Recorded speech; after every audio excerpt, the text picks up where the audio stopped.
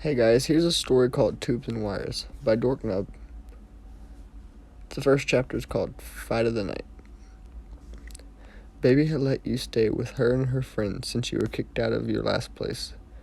You walked through Ballora Gallery, leading to your room when you were stopped by a scratchy, whirring sound.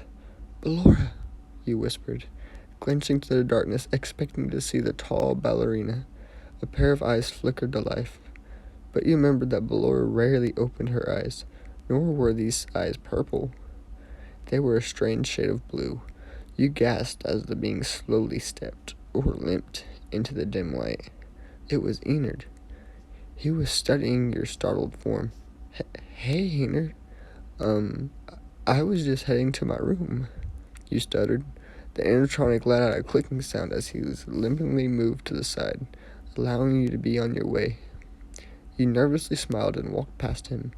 As he turned away and continued walking to what looked like a breaker room, you stopped for a minute. Is ENNARD by himself all the time? Do the animatronics just not like him? You thought to yourself. You've never really talked to ENNARD, let alone spent any time with him, but you sure didn't want him to be alone. Maybe it was time to get to know him. "Hey, ENNARD, you called the said animatronic stopped and looked back at you. Do you want to come stay in my room?" you asked ENNARD, though for a second, then slightly shifted his face place and turned in your direction, walking back your way. You were delighted that he agreed to come with you, but you were also wondering what was wrong with his leg. Maybe the lock was loose, or perhaps it was a bolt. As the two of you continued to walk, you walking so slow that ENNARD wouldn't put so much pressure on his limping leg.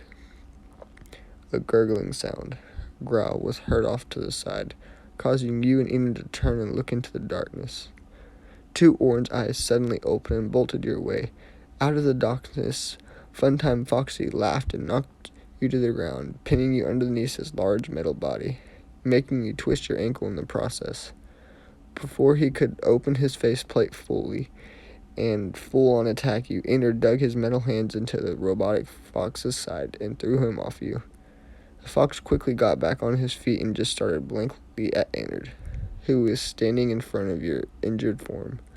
The fox looked like he was paralyzed. Did he not see ENNARD walking beside you? Gah! Don't know how he didn't see ENNARD like 8 feet tall. Funtime Foxy looked at your terrified form and slightly separated his faceplates, growling as he then stepped towards the two of you, ready to attack. ENNARD let out an ear-piercing screech as he laughed at the fox.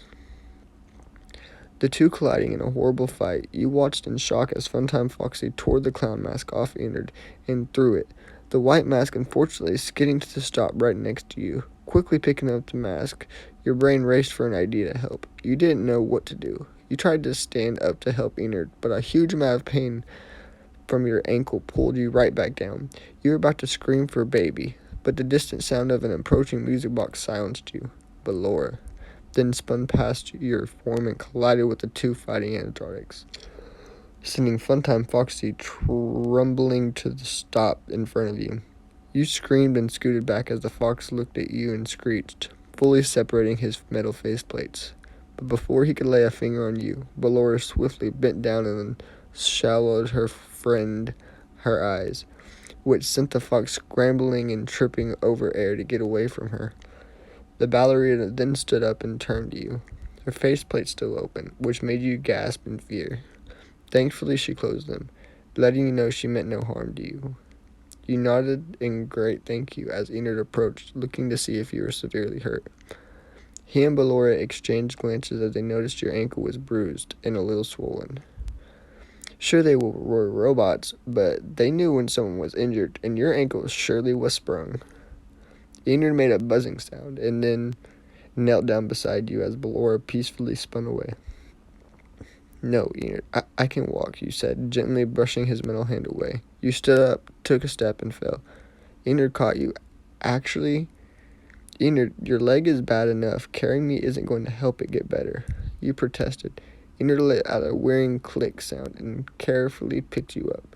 Even though he was injured as well, he stayed strong and carried you to your room, with the help of you giving him direction, of course. He gently sat on your bed and turned on your lamp. His blue eyes then blinked and moved all around, studying your room. You had many things that seemed to interest him, especially your fish tank and hamster cage. He limped over to the hamster cage and looked in it, but your hamster was snoozing away in his hidey house. Enid limped over to the fish tank and knelt down and watched the aquatic animals swim to and fro, making bubbles as they went. You then remembered that you were holding his mask. "Oh, Enid, here's your mask," you said, snapping the animatronic out of his fish-bound concentration. He looked at you, then glanced down at the mask, gently taking it and putting it back on his face with a click. "And thanks for saving me back there, and for carrying me back to my room," you said, rubbing your arm nervously. Enid seemed to froze or something.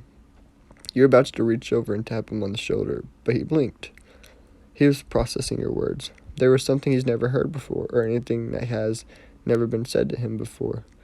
He then looked at you and wiggled his ears, signing that he was happy that you were saying, and he was saying, "You're welcome."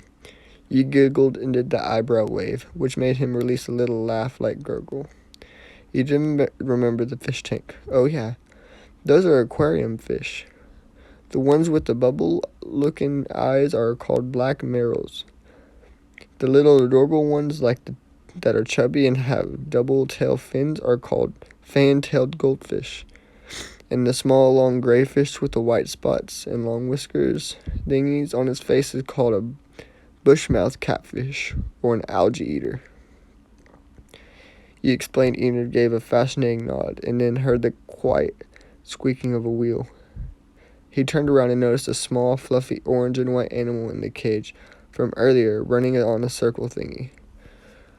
Knowing that it was a hamster, Enid limped over to the cage and looked inside curiously. The hamster stopped, looked at Enid, and then continued its running. "Hold on, Enid." You stood over as you scooted over to your nightstand and carefully pulled your hamster cage closer to you. You reached into the cage and took out the hamster, mentioning for Enid to sit beside you. He did as you asked and watched you take some hamster food and treats from your drawer. The animatronic took mental notes on how you fed your small, fluffy friend as it sat on your lap and stuffed its cheeks. "This is my hamster, Kevin. He's a teddy bear hamster. He's more active at night and early in the morning. The circle thing in his cage is called a hamster wheel. When he's not outside of his cage, he runs on that to get exercise," you said, putting a yogurt hamster treat in Enid's hand to feed for Kevin. The animatronic let out a soft purring sound as Kevin crawled onto his hand and ate the treat. Enid was very fascinated by the small rodent, but what he thought was even more fascinating was the fact that you knew so much about your pet, much more than a robot would know. He carefully handed Kevin back to you and sat him in his decorative cage as the hamster took a drink from his water bottle and went back to happily running on the wheel.